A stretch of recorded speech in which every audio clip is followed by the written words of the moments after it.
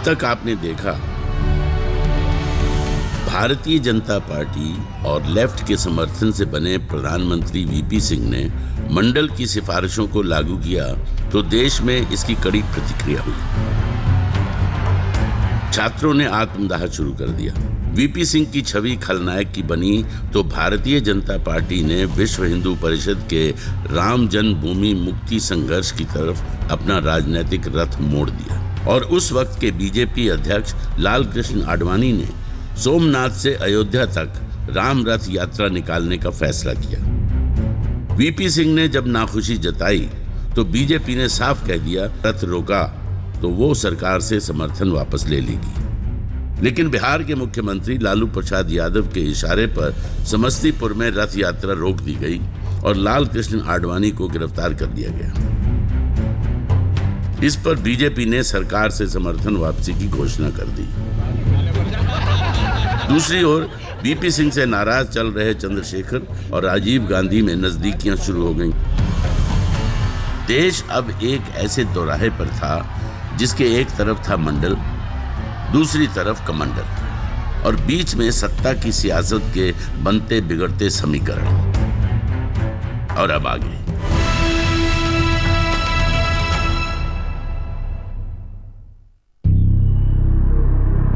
अयोध्या कांड का चरम चाहे 6 दिसंबर 1992 हो, लेकिन 1990 और 91 के दौर में देश जो देख रहा था वो आंदोलन की हथेली पर, यकीनन आंदोलन की हथेली पर रेंगती सियासत या फिर सियासत की उंगलियों पर किसी कठपुतली की तरह थिरकते आंदोलन थे। जाहिर है ये आपको शगुफा लगेगा, लेकिन ये बात 2 दशक बाद हम सोच सकते हैं, कह सकते हैं और देख भी सकते हैं। लेकिन वो दौर क्या था? वो दौर तो आंदोलन का था और इस पर 30 अक्टूबर 1990 की घटना ने साफ कर दिया कि अब यूपी ही वो नया कुरुक्षेत्र है जहां दिल्ली और लखनऊ के भविष्य को तय होना है।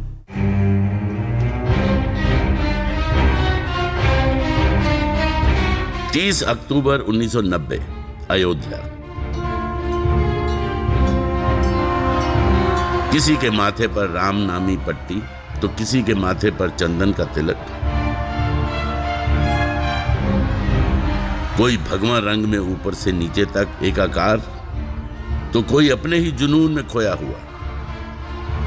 सर्दियों की हल्की दस्तक के साथ निकला सूरज आसमान में पहुंचकर जैसे जैसे अपने तेवर तीखे करता जा रहा था, कार सेवकों के तेवर भी आक्रामक होते जा रहे थे। पुलिस ने भीड़ को काबू में करने के लिए लाठी, डंडों और आंसू गैस के गोलों का प्रयोग किया तो भगदड़ मच गई। कार सेवक इस भगदड़ में जख्मी हो रहे थे। पूरी अयोध्या में बेचैनी का माहौल था। वीपी सिंह की जीवनी में इस बात का जिक्र साफ मिलता है कि यही बेचैनी दिल्ली में बैठे प्रधानमंत्री वीपी सिंह को मजबूर कर रही थी बार बार उत्तर प्रदेश के मुख्यमंत्री मुलायम सिंह को फोन करने के लिए।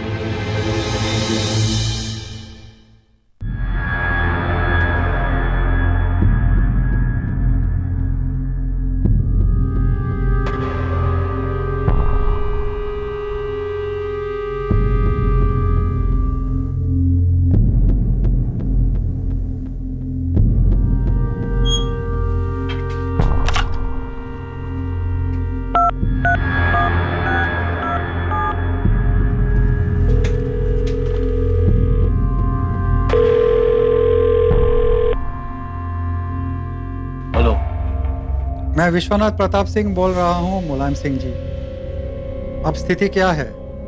स्थिति तो नियंत्रण में ही है। आप निश्चिंत रहिए, मैं कुछ गड़बड़ होने नहीं दूंगा। गड़बड़ होनी भी नहीं चाहिए। मैंने इसीलिए 90 कंपनी केंद्रीय सुरक्षा बल की लगवाई है और सेना को भी अलर्ट कर दिया है। मैंने प्रशासन को चुस्त कर रखा है। जरूरत पड़ने पर मैं कड़ी से कड़ी कार्रवाई करने से भी पीछे नहीं हटूंगा। अच्छा, लेकिन कार सेवक तो बड़ी संख्या में अयोध्या में प्रवेश करने में कामयाब हो गए। हाँ, वो तो कई दिनों से आसपास ही छुपे बैठे थे, लिहाजा आप चिंता न करें, मैं सब संभाल लूंगा।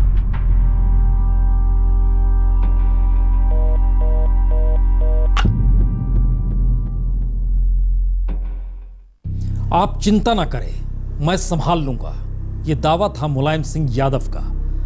जबकि दावा तो यह भी मुलायम नहीं किया था कि परिंदा भी अयोध्या में पर नहीं मार सकता। तो फिर हजारों लाखों कार सेवक अयोध्या में प्रवेश कर कैसे गए? कहीं मुलायम भी वीपी की राह पर तो नहीं थे?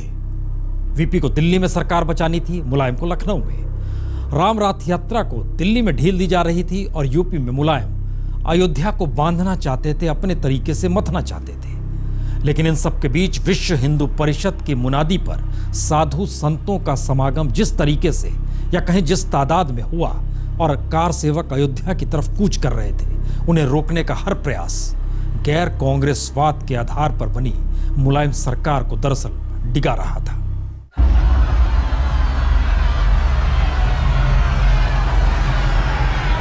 अयोध्या में कार सेवकों को रोकने के लिए तैनात प्रशासनिक अमला हैरान था कि इतनी बड़ी संख्या में कार सेवक आखिर अयोध्या पहुंचे तो कैसे पहुंचे।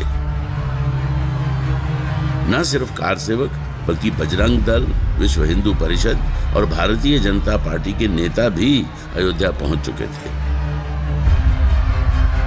पूर्व पुलिस महानिरीक्षक श्रीश चंद्र दीक्षित भी इस दौरान विनय कटियार के साथ थे।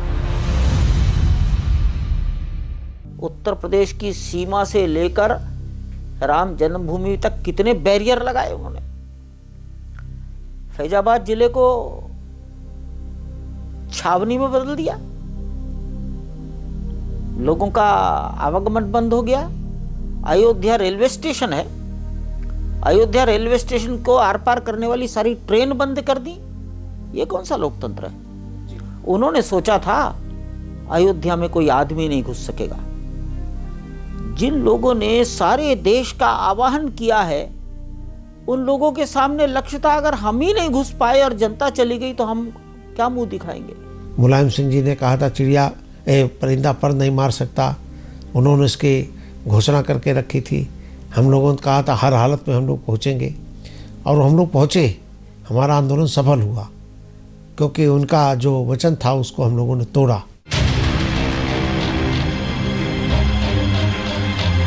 पुलिस के सामने जो सबसे बड़ी मुश्किल आ रही थी वो इस बात की थी कि स्थानीय लोग भी कार सेवकों की मदद कर रहे थे। कई लोगों ने कार सेवकों के लिए अपने घरों के दरवाजे खोल दिए और उन्हें खाना मुहैया करवाया। कई लोगों ने छतों से पुलिस के ऊपर ईंटें पत्थर बरसाने शुरू कर दिए।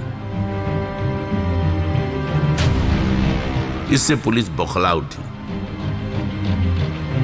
पुलिस ने जब आंसू गैस के गोले छोड़े तो कई जगह लोगों ने छतों से पानी फेंक फेंक कर आंसू गैस के गोलों को नाकाम बनाया। आखिर इनको किसी ने मंदिरों में टिकाया? उनको प्रेरणा किसने दी? किसी गांव से होकर गए, गांव के लोगों ने उनको अपना मेहमान बनाकर स्वागत किया, उसको प्रेरणा किसने दी? इस समाज के अंदर ये अग्नि जल गई थी।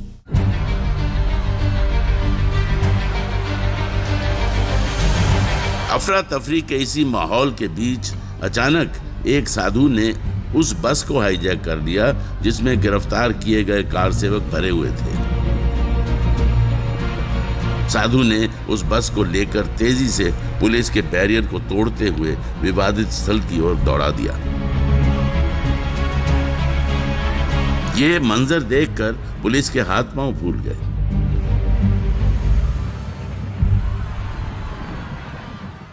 एक संत प्रकट हो गए जिन्होंने वहां पर खड़ी एक बस को स्वयं स्टार्ट कर दिया, और जो बैरियर लगा था वह तोड़ते हुए वो बस निकल गई और कार सेवक उनके पीछे पीछे से उस स्थान पर पहुंच गए और उन्होंने कार सेवा का अपना संकल्प किया। जिन गलियों में बस मुड़ नहीं सकती उन गलियों में बस चली गई। ये भगवान का चमत्कार है। दरअसल 30 अक्टूबर 1990 अयोध्या में मंदिर निर्माण के लिए कार सेवा की तारीख संयोगवश तय नहीं हुई थी, बल्कि इसके पीछे विश्व हिंदू परिषद की एक सुनियोजित चाल थी। अयोध्या में हर बरस की तरह पंचकोसी और 14 कोसी परिक्रमाओं का आयोजन होता था और इसमें हर बरस लाखों श्रद्धालु भाग लेते थे। तो विहिप को लगा कि इतनी भीड़ अयोध्या में कार सेवा शुरू करने के लिए काफी होगी। दिन चुन लिया गया। यही दिन पुलिस ने रोका तो आक्रोश चरम पर होगा, यह भी सोच लिया गया और फिर मुलायम सरकार निशाने पर आ जाएगी, यह भी सोचा गया। यानी मुलायम को समर्थन दे रही बीजेपी को भी कोई ना कोई निर्णय तो लेना ही पड़ेगा। और देखिए हुआ भी यही। समर्थन दे रही बीजेपी से दूरियां मुलायम की बढ़ने लगी। बीजेपी के नेता कल्याण सिंह ने मुलायम को घेरना शुरू कर दिया और कल्याण सिंह संघ परिवार के लिए नायक बन रहे थे।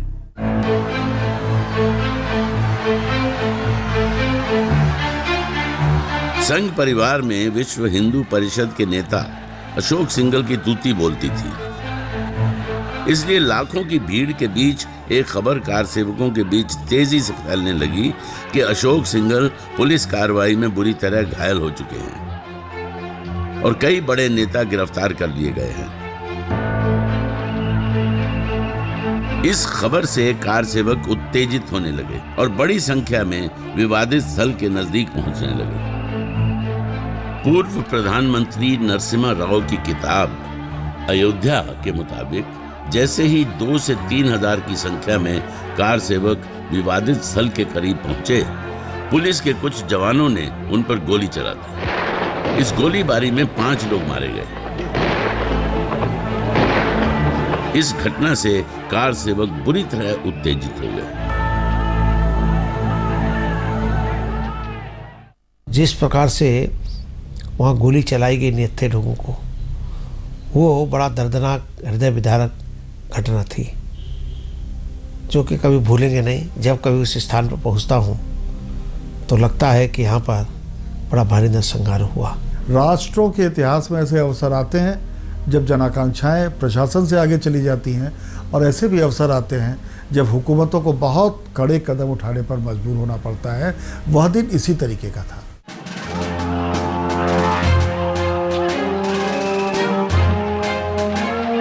उत्तेजित कार सेवकों को रोकने के लिए अयोध्या के डीएम ने श्रीश चंद्र दीक्षित और महंत नृत्य गोपाल दास को कोतवाली से बुलवाया और उनके हाथों में माइक थमा दिया ताकि वो कार सेवकों से व्यवस्था बनाए रखने की अपील करें और विवादित स्थल की तरफ न जाएं। श्रीश चंद्र दीक्षित और महंत नृत्य गोपाल दास ने कार सेवकों से अपील भी की, लेकिन कार सेवकों का हुजूम बेकाबू हो चुका था। सुबह के 11 बजते बजते कार सेवकों ने पहला बैरिकेड तोड़ दिया।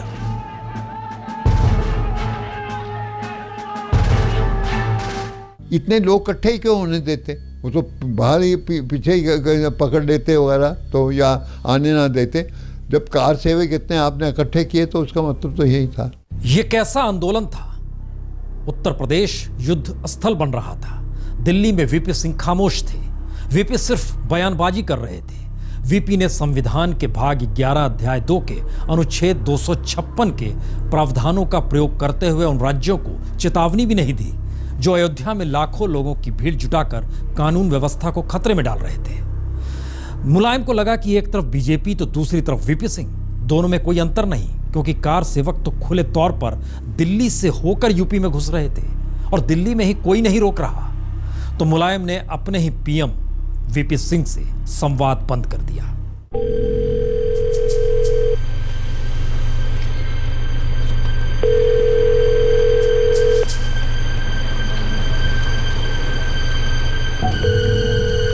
सर, लगातार घंटी जा रही है पर कोई फोन नहीं उठा रहा।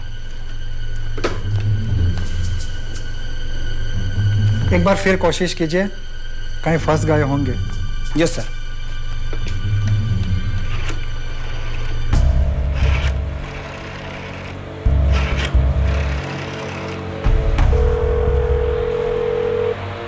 सर, अभी तक तो लगातार फोन उठा रहे थे, पर अब पता नहीं क्या बात हो गई। उनका यही व्यवहार तो मेरी समझ में नहीं आ रहा है। एक प्रधानमंत्री कोशिश कर रहा है मुख्यमंत्री से बात करने की, और खैर फोन उठाया किसी ने? सॉरी सर, कोई फोन नहीं उठा रहा।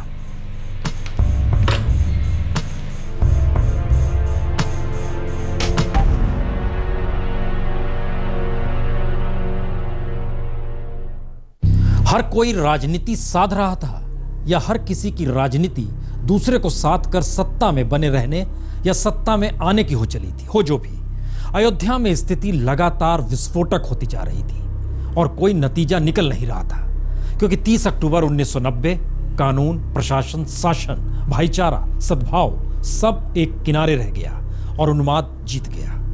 अयोध्या में कार सेवकों के लिए 30 अक्टूबर विजयादशमी जैसे जश्न की तारीख बन गई। नारों और धूल के गुबार के बीच इतिहास की कई तारीखें दरअसल दब गई और इतिहास की नई तारीख लिखने में ही जुट गया सब कुछ। और 2 नवंबर की इसी बीच मुनादी हो गई। 2 नवंबर को हम सब हिफाजत अस्तर पे कूच करेंगे और इस बार हमारी कोशिश ये होगी कि हम अपने मकसद में कामयाब हों। जय श्री राम! जय श्री राम! लेकिन दिन पर दिन पुलिस का पहरा बढ़ता जा रहा है। कोई बात नहीं, हम हर बाधा को पार करेंगे, चाहे हमारी जान ही क्यों न चली जाए। जय श्री राम! जय श्री राम! जय श्री राम! जय श्री राम!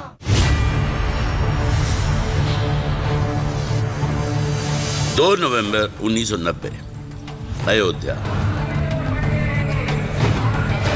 साध्वी उमा भारती सिर मुंडवाकर अयोध्या पहुंच चुकी थी और नए घाट पर मोर्चा संभाले हुए थी। इस दौरान गुजरात के सांसद हरेन पाठक भी वहीं पहुंचे। दूसरी तरफ दिगंबर अखाड़े के विनय कटियार मौजूद थे। पुलिस ने उमा भारती को गिरफ्तार करने की कोशिश की तो वो सड़क पर लेट गई। 2 टोलियां बन गई थी। एक टोली का नेतृत्व उमा भारती करती थी। ये उस समय राजनीति में थी ही नहीं, साध्वी थी।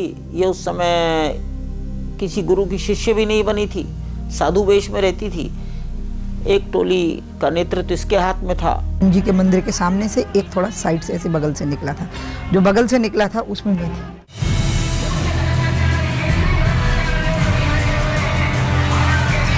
पुलिस के चाक चौबंद बंदोबस्त के चलते सुरक्षा घेरा तोड़ पाना आसान नहीं लग रहा था।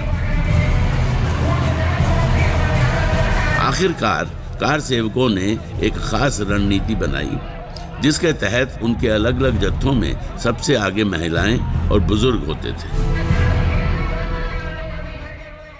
उन्होंने बुजुर्ग महिलाओं और पुरुषों को आंदोलनकारियों ने आगे कर दिया। और वो करते क्या थे कि वो जब बुजुर्ग लोग जो अर्धसैनिक बलों के जवान तैनात थे उनके पैर छूने लगते थे। जब वो पैर पकड़ते थे तो एक स्वाभाविक भारतीय संस्कार है, किसी बड़े से पैर नहीं छुआए जाते, तो पीछे हटते थे। जो ही वो जवान पीछे हटते थे तो उतना रास्ता उनका ऑटोमेटिकली कवर हो जाता था। ये कार सेवकों की रणनीति थी, विश्व हिंदू परिषद की चाल थी, या फिर मुलायम सिंह यादव पर सामाजिक दबाव बनाने की बिसात? वाकई फैजाबाद में अजीबोगरीब माहौल था।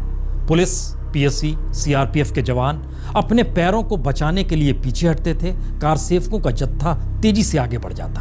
न लाठी डंडे काम आ रहे थे, न आंसू गैस के गोले।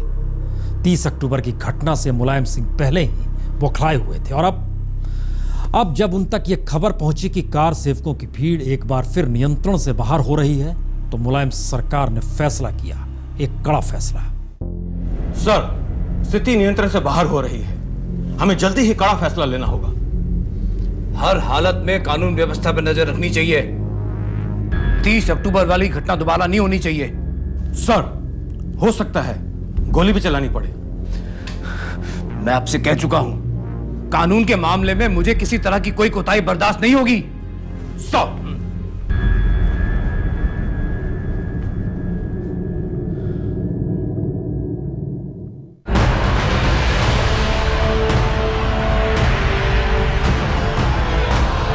कार सेवकों का जोश बढ़ता जा रहा था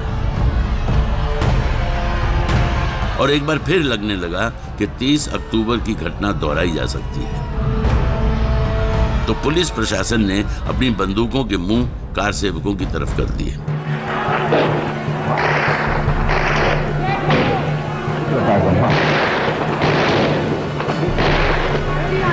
हनुमानगढ़ी से लेकर दिगंबर अखाड़े तक जाने वाली गलियां खून से रंग गई।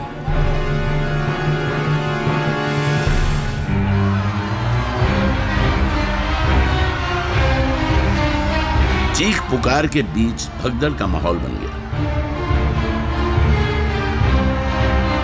जिसको जहां जगह मिली वो वहीं छिप गया और पुलिस ने लोगों को ढूंढ ढूंढ कर गिरफ्तार करना शुरू कर दिया। कानाफूसी और अफवाहें तेजी से फैलने लगी। कहा जाने लगा कि 15,000 लोगों को मुलायम सिंह ने मरवा दिया, लेकिन सरकारी आंकड़ों के मुताबिक 15 या 16 लोग इस फायरिंग में मारे गए। जो सारे कारसेवक सिर्फ जय श्री राम कह रहे थे और उनके हाथ में एक ढेला भी नहीं था 90-91 में, और वो गोली से मारे गए, तो ये भी इस देश की दूषित सांप्रदायिक राजनीति का एक बहुत ही दुर्भाग्यपूर्ण प्रकरण था। 30 अक्टूबर 2 नवंबर ये काले अक्षरों में लिखा जाएगा, नरसंहार के रूप में जाना जाएगा। अयोध्या की गलियां खून से भर गई थी। जिस प्रकार से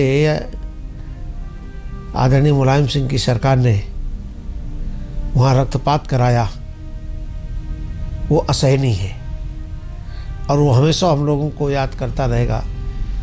उस घटना को कभी हम भूलेंगे नहीं और ना माफ़ करेंगे। मुझे ऐसा लगता है कि हालात इतने बेकाबू हो गए थे कि गोली चलाना शायद अकेला विकल्प था, इसके अलावा कोई विकल्प नहीं बचा था।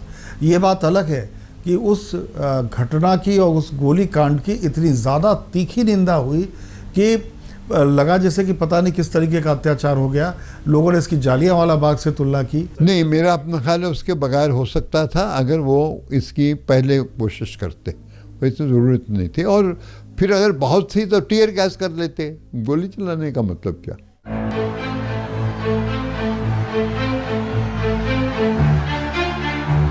देश भर में 2 नवंबर को हुई घटना के विरोध में प्रदर्शन किए गए। देश ही नहीं, दुनिया भर में इस घटना को लेकर प्रतिक्रियाएं सामने आईं। किसी ने इस घटना को लोकतंत्र के लिए काला दिन कहा, तो किसी ने राजनीति की निरंकुशता। विश्व हिंदू परिषद से जुड़े नेताओं ने मुलायम सिंह को मौलाना मुलायम सिंह कहना शुरू कर दिया। ये ज़रूर है, क्योंकि एक तो सही है कि भाई सिक्योरिटी तो कुछ करनी थी, लेकिन ये कि मुलायम सिंह की नज़र मुस्लिम इलेक्टोरेट पे थी, ये सही है।